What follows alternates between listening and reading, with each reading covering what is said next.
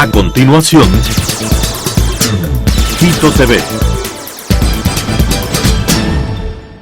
Quito TV, con el arquitecto David López, en Telesucesos, Canal 29.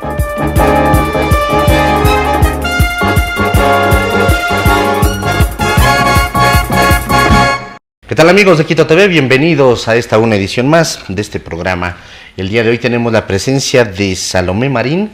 Ella es candidata asambleísta por el movimiento Actuemos. Recuerden que este programa lo pueden seguir en 29 y 29.1 Televisión Abierta, 73 en Extreme TV Cable, 43 en Claro TV, Canal 6 en Cable Unión Alba TV, Canal 44 en CB Televisión en Machachi, en el Cantón Mejía, y también nos pueden ver en tiempo real en www.telesucesos.net, y también nos pueden ver o repetir este programa luego en la plataforma de YouTube, entrando a Telesucesos HD y luego buscando como Quito TV.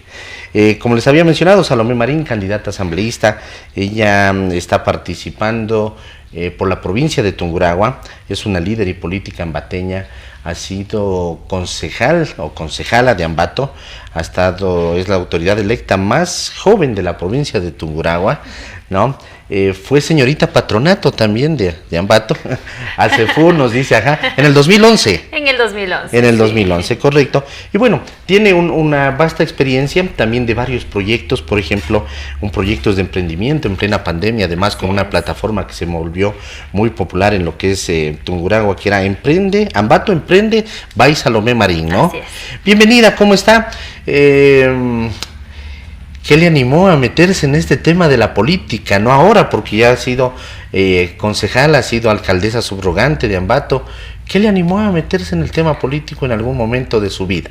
Muchísimas gracias, estimado David. Qué gusto compartir junto a usted y junto a la ciudadanía que nos está sintonizando. ¿Qué me movió? Lo que me sigue moviendo hasta el día de hoy. Dignificar a la clase política y demostrar que sí existimos ciudadanos con vocación de servicio, que estamos dispuestos a servir, porque cuando uno es electo, más allá de ser autoridad, que autoridad puede ser cualquier persona, pero debemos convertirnos en esos verdaderos servidores del pueblo, en mi caso ambateño, al día de hoy postulando para servir al pueblo tungurahuense y al pueblo ecuatoriano, anteponiendo siempre los intereses personales, partidistas, políticos, y poniendo siempre por delante de todo los intereses de país. Dignificar a la clase política no es digna al momento. Yo considero que no, que las actuales generaciones y en particularmente su gran mayoría, ¿no? Los jóvenes miramos a la política como algo contaminado, como algo que no está dentro de los valores y principios que uno quisiera. Yo suelo y agradezco siempre mucho las invitaciones para empoderar a los jóvenes en diferentes instancias, y cuando yo llego siempre hago una pregunta. Díganme ustedes sinónimos de política. ¿Y qué es lo primero que dicen los jóvenes? Corrupción. Entonces, ¿cómo podemos cambiar eso? Y es un mensaje que yo transmito permanentemente y que lo digo el día de hoy. Jóvenes, haced política, porque si no lo hacéis, alguien lo hará por vosotros y probablemente contra vosotros. Esto nos dice José Ortega y Gasset, y es fundamental que los jóvenes vayamos tomando esta decisión de postularnos, de participar y de ser parte activa del desarrollo de nuestro país, porque en teoría y en la Constitución dice que los jóvenes somos justamente ese sector estratégico para el desarrollo del Ecuador, pero estos espacios muchas veces no se nos entregan. Hoy por hoy existe la ley que tiene la obligación los partidos de presentar a candidatos jóvenes, pero deben presentar candidatos que tengan experiencia y que tengan justamente esa preparación. Por ello yo creo fundamental que se deben retomar y generar escuelas de liderazgo en donde los jóvenes puedan inmiscuirse y estar siempre preparados y listos para servir al país. Se dice que todos somos políticos, porque en el momento que tengamos un pensamiento, una línea, una determinada causa, ahora incluso las causas que mueven más a los jóvenes son el tema ambiental, el tema animalista, el tema de género, es decir, ahora se mueven más por el tema de causas, y al hacer esas causas o al compartir esas causas o tener determinada visión, ya estamos haciendo política. El problema es que no actuamos o no lo hacemos activamente, es decir, a través de proyectos que puedan impulsar determinadas cosas, porque precisamente decimos la clase política no está contaminada. Hay gente que se lanza y enseguida le caen en redes sociales, sobre todo creándole incluso historias que no existen y que pueden terminar. Seguramente le debe de haber pasado incluso en algún momento. ¿Sí? Así es, y yo me encontraba con uno de los prefectos más queridos del Ecuador, que era de Tungurahua, Fernando Naranjo. Me encontraba el fin de semana recorriendo la ciudad y le decía, ¿cómo pudo estar 18 años, él estuvo en política, tanto tiempo? Y me decía, mijita, en mi tiempo no había esto de las redes sociales, porque esto ha permitido que lastimosamente se pierda ese respeto con los representantes de la ciudadanía. Y hoy vemos cómo se inventan, hay tantas cuentas falsas, estos famosos trolls. Sin embargo, nosotros estamos aquí no para atacar, sino para defender propuestas, ideas y soluciones ante las problemáticas de los ecuatorianos, que básicamente nosotros defendemos 3 teorías. Nosotros lo que buscamos y anhelamos junto al futuro presidente del Ecuador, Otto Sonnenholzer, es darle paz a las calles del Ecuador, plata en los bolsillos de las familias ecuatorianas y prosperidad para los ecuatorianos. Y dentro de esta premisa tenemos claro cuál es el esquema que debemos seguir para devolverle de alguna manera esa tranquilidad que al día de hoy necesitamos los ecuatorianos. Y amanecemos con noticias lamentables que al día de hoy los ecuatorianos no debemos perder esa capacidad de asombro, estimado David. Vemos en titulares, la semana anterior que estuve también aquí en Quito, y lamentábamos y nos enlutábamos como movimiento, como Alianza Actuemos, por la muerte de Rider Sánchez, nuestro candidato asambleísta de Esmeraldas, que lastimosamente perdió su vida también por un tema de asesinato. Al día de hoy el Ecuador está enlutado por la muerte del alcalde de Manta, Agustín Intreago, por sus familias, porque más allá de ser figuras públicas, de ser políticos, somos ciudadanos más, somos padres de familia, tenemos hermanos, tenemos hijos.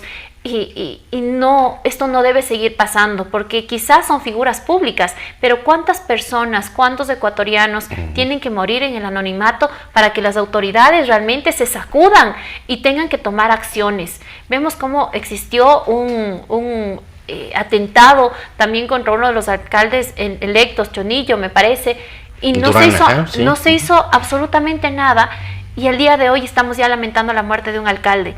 Que no tengan lastimosamente que seguir sufriendo este tipo de atentados contra la paz, contra la seguridad, contra la vida de los ecuatorianos. Para ello esperamos y anhelamos que en los próximos meses Otto esté liderando este país. ¿Qué plantea usted, Salomé, dentro de la agenda legislativa de proyectos precisamente para conseguir esas 3 cosas que plantean: paz, plata y progreso? Y progreso. Y le pregunto porque, claro, uno se llega, si es que se da su caso como asambleísta provincial, pero prácticamente los proyectos que uno se genera dentro de la Asamblea Nacional son de carácter nacional, con excepción a veces de los asambleístas, digamos, de frontera, que tienen determinada ley que impulsa el tema de zonas francas, etcétera, etcétera, pero la mayoría de proyectos, incluso esos, terminan siendo de beneficio nacional. ¿Cuál es la agenda legislativa? ¿Qué es lo que se plantea dentro de lo que son leyes y proyectos precisamente para impulsar el tema de paz, plata y progreso, además en un periodo que va a ser muy corto?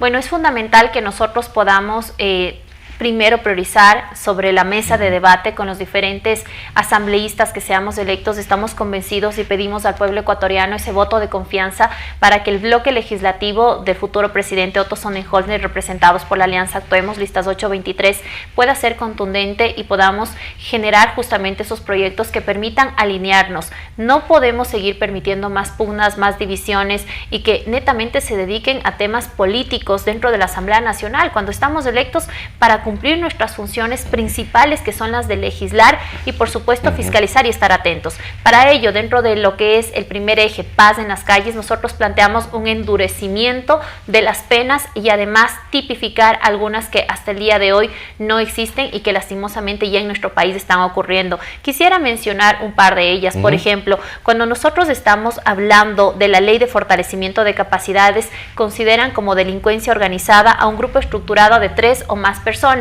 y lo tipifica con una pena privativa de la libertad de 10 a 13 años. Lo que nosotros estamos planteando es duplicar esta pena.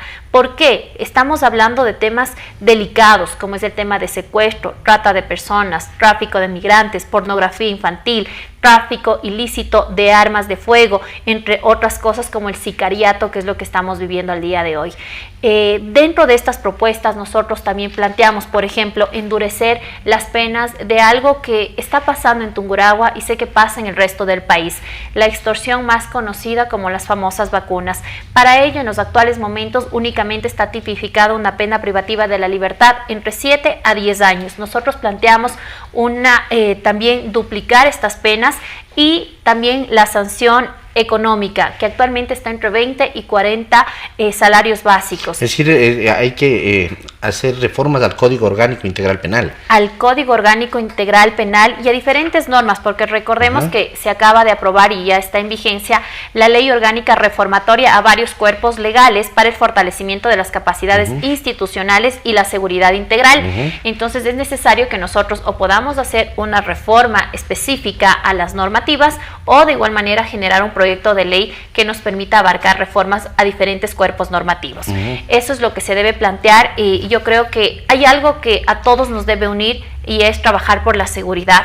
Como segundo punto nosotros tenemos plata, cómo generar plata en los bolsillos de las familias. Para ello planteamos 8 acciones puntuales. Quisiera destacarlas porque es fundamental. Primero, crear un crédito sin garante de hasta $5,000 ¿para quién? Para jóvenes entre 18 y 25 años de edad para que ellos puedan emprender. Creemos que es fundamental dar ese impulso, ese incentivo a la juventud. De igual manera... ¿Cómo sería esto? Presentan primero un proyecto.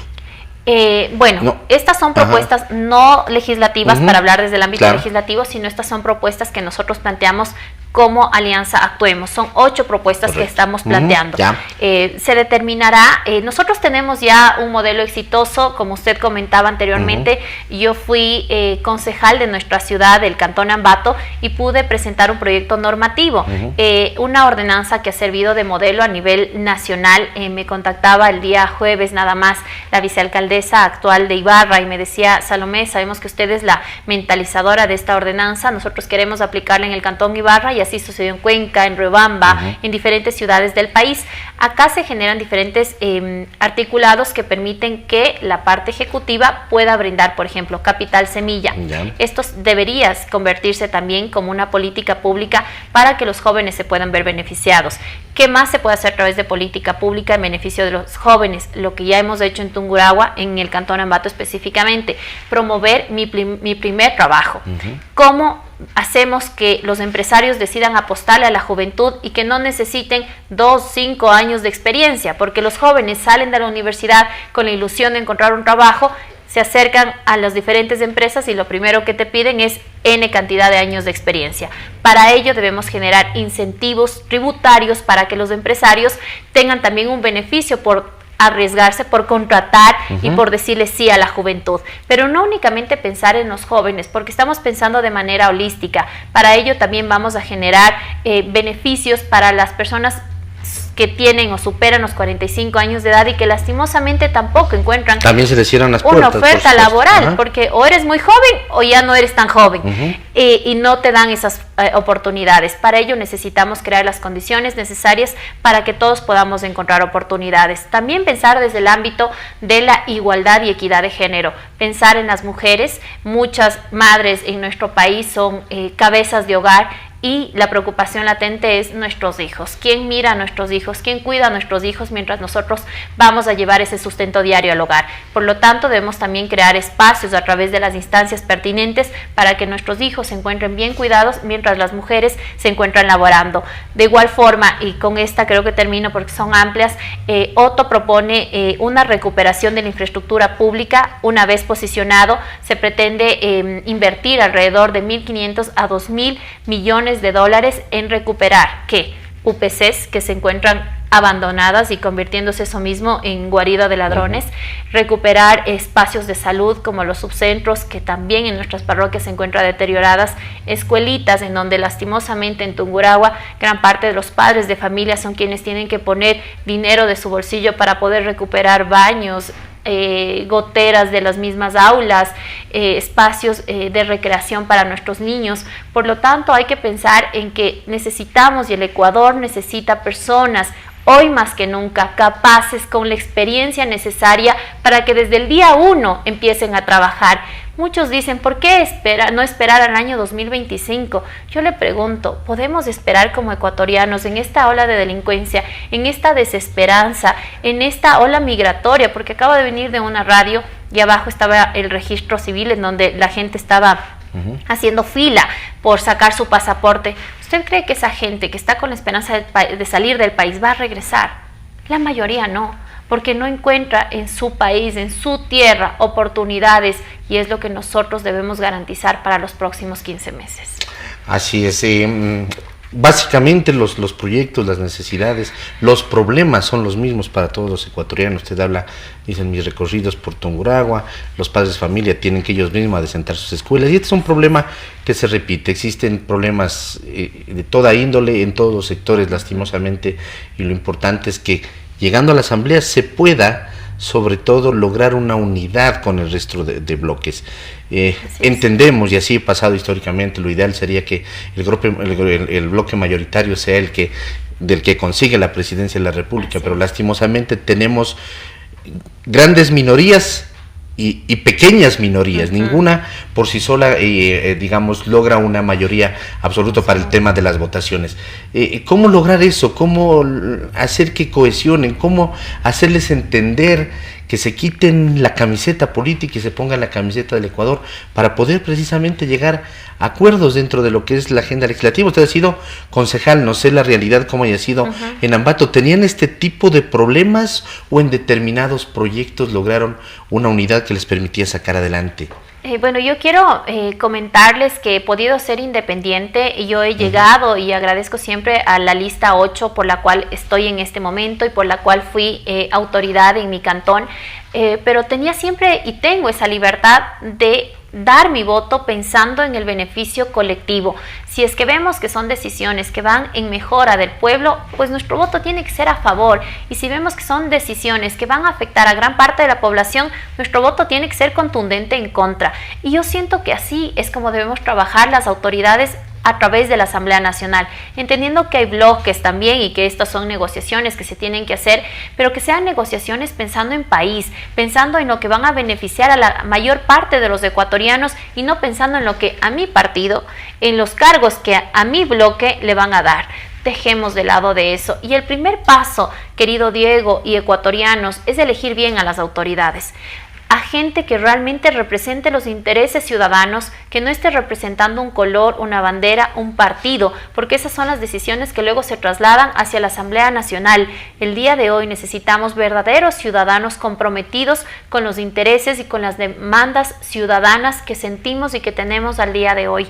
Así que el primer paso está en sus manos, en las de todos y cada uno de los ecuatorianos, el saber elegir bien a quién nos va a representar en la Asamblea Nacional, porque muchas veces hemos dicho, y yo escucho en la calle, total, a mí nadie me da de comer, total, la clase política a mí no me afecta, y no es así. La clase política, nuestros representantes, los asambleístas, deberían ser las personas más idóneas, las más preparadas y las más sensibles ante las necesidades ciudadanas, porque a través de esto estamos generando la política pública que rige el destino y el futuro de nuestro país, y el Ecuador no soporta más esta ola de delincuencia, no soporta más esta falta de oportunidades, falta de fuentes de empleo, no soporta más tanta pobreza. Hay que pensar en la ruralidad, hay que pensar de manera holística para generar respuestas ante tantas demandas ciudadanas. El tema de la ruralidad es un tema realmente preocupante. La semana pasada con Dimitri Oña, quien es el consultor de una empresa encuestadora, una empresa que realiza estudios de mercado, hacían varias preguntas. Entre esas decían, ¿qué esperanza tiene usted en que las cosas sean mejor de aquí a un año? Y resulta que dentro del urbano había un 50% que tenía la esperanza de que las cosas van a ser mejores, pero en el área rural seguía habiendo un 80% de desesperanza, apenas un 10% creía que las cosas iban a estar mejor. Es un sector que nunca ha sido atendido, que nunca ha sido visitado, incluso se lo visita en campaña y después precisamente no existen proyectos para el área rural, que debería de ser la generadora precisamente por la agricultura, por la ganadería, por el tema de las camaroneras, etcétera, etcétera. El área rural está muy descuidada y no hay esperanza, eso es lo peor. Eso es lo más triste, porque esa es la gente que está saliendo con desesperación de nuestro país y está migrando y está dejando abandonadas las tierras productivas que tenemos como país. Y se habla, ¿no?, que la próxima guerra mundial será por el alimento, por la necesidad justamente del alimento. El agua, por ejemplo, en Uruguay ya hubo un problema hace poco. Y también nuestra gente que cuida nuestros páramos, hablando del agua, y en Tungurahua, que nosotros tenemos fuentes hídricas importantes para el abastecimiento de la región, es necesario que tomemos acciones. Y cuando yo llego a la zona rural, les digo que nuestra propuesta irá encaminada a generar una ley de defensa del agricultor. Y la gente no sabe con qué ilusión escucha eso y dice, primera vez que alguien viene a pensar por nosotros y a proteger algo que nos interesa y nos debe interesar como país. Mucha gente que está en la ruralidad son gente adulta mayor y dicen, nuestros hijos, nuestros nietos no les interesa el campo. ¿Por qué? Porque no es rentable. Entonces, ¿qué estamos haciendo desde la Asamblea Nacional, desde los entes nacionales para impulsar la agricultura, para impulsar tantas políticas que pueden ser beneficiosas pensando en estos sectores prioritarios? En Tungurahua, que a pesar de ser la quinta provincia que entrega más impuestos al erario nacional, ¿qué estamos recibiendo a cambio para que nuestros GATS parroquiales, por ejemplo, puedan ejecutar obra pública, para que podamos tener servicios de calidad? Hacia allá también va una propuesta nuestra de reforma al COTAD, en donde se entreguen los recursos necesarios en base a la aportación que estamos haciendo al erario nacional. Lastimosamente, en Tungurahua nosotros estamos bordeando el 40% de gente, de población de Tungurahua específicamente, que vive entre pobreza y pobreza extrema. 40%. El 39% para ser exactos, el 29% vive en situación de pobreza y el 10.5% está en pobreza extrema. Por lo tanto, necesitamos generar política pública en beneficio de los grupos de atención prioritaria, y esto además tiene que ir de la mano en temas de educación. Si nosotros no damos buena educación al sector rural, lastimosamente les estamos dejando sin oportunidades de crecimiento y de que ellos alcancen mejores días. Cuando hablábamos del tema del empleo, precisamente, claro, el empleo lo entendemos como la parte formal, que las empresas reciban precisamente incentivos tributarios por captar jóvenes y así también no tan jóvenes, como decíamos, dentro de lo que no debería darse el tema holístico. ¿Y qué hacer con las personas que actúan de manera independiente, los profesionales independientes? ¿Cómo generarles, cómo impulsar las actividades en las que ellos se han especializado? Y cómo incentivar también el tema, por ejemplo, del comercio y la industria. Tungurahua es una provincia, usted lo dijo, es la quinta mayor recaudadora y que mayor entrega el tema de recursos a través de impuestos. Ambato es una ciudad que se dedica prácticamente al comercio. Luego del terremoto nacieron emprendimientos que le hicieron una ciudad prácticamente industriales, comercio hay en todo lado. Está el tema de los zapatos, está en Pelileo el tema de los jeans, está en Quizapinche el tema del cuero, de las botas, de las trompas. Conoce, porque además se han dado a conocer. Sí. O sea, tengo familia en Ambato. Después de la entrevista me acordaba, porque usted hace un rato me dijo Diego y yo soy David, y si tengo un primo Diego López que vive en Ambato, no se preocupe, pero ¿qué hacer para impulsar esas actividades? Que esa industria sea es de calidad, pero que tenga un progreso, una explosión mayor. Bueno, vamos a estar reunidos justamente este día jueves con el sector del Consorcio de Cámaras de la Producción de Tungurahua, en donde aglutina gran parte de nuestra gente emprendedora y visionaria. Y ayer estaba leyendo unos datos interesantes. Por ejemplo, nosotros como Tungurahua aportamos, y se prevé para finales de este año aportar alrededor de $300 millones al erario nacional. Tenemos alrededor de 40,000 unidades productivas.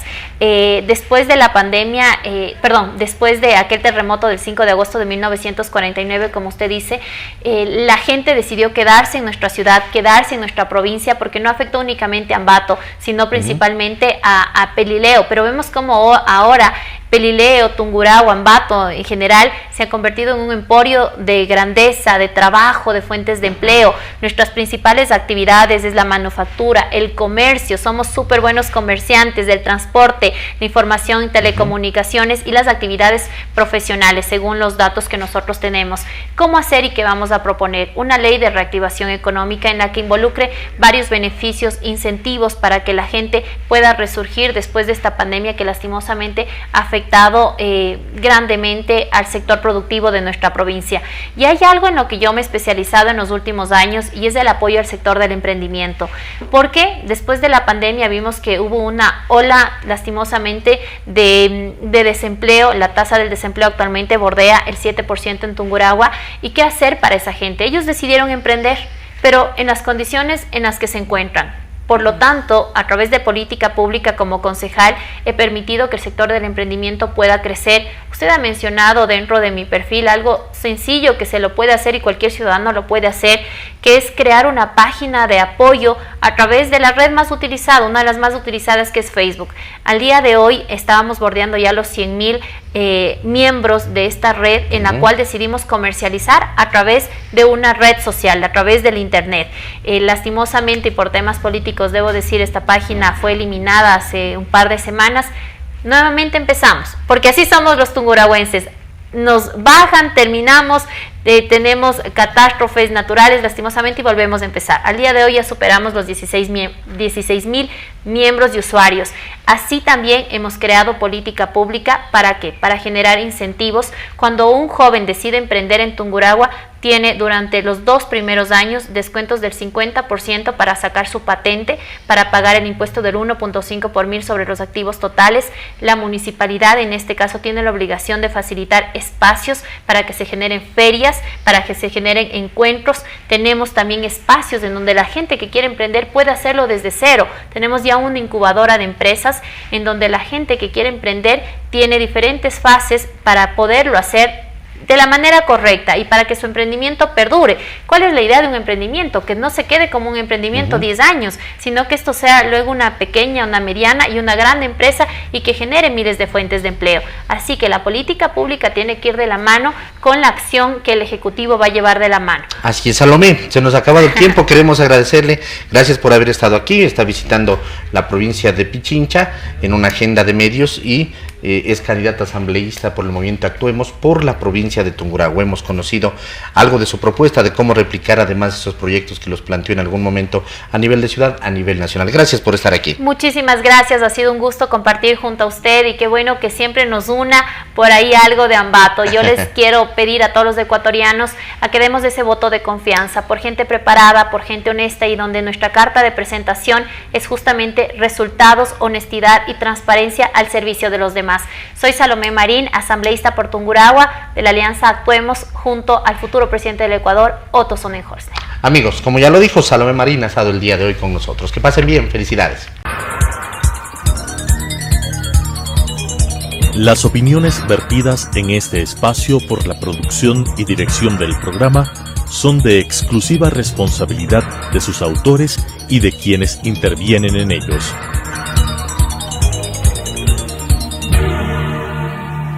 Quito TV, con el arquitecto David López, en Telesucesos, Canal 29.